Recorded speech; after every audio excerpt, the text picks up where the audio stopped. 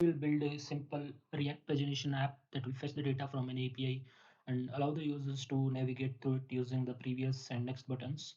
So let's get app component, and here we will use the use state hook to track three things on the data, the items fetched from the API, current page, the current active page number, and the loading, whether the app is fetching data or not.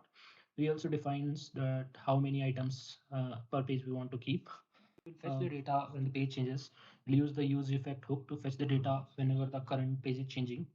So in this one, set the loading to true, and so that user know that data is loading. We'll fetch the data from the API, including the pagination page and limit, and update the data state with the fetched item. So here, for titles we are adding and loading the back to false.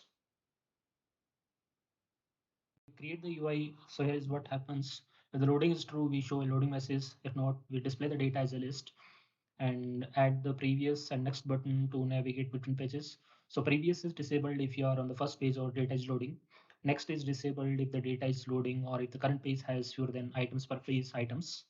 When you open the app, it will fetch the first 5 items from the app API and displays them like the previous button will be disabled on the first button. If we are clicking on the next, it loads the next set of items. The data is loading message appears. You can back to earlier pages using the previous button.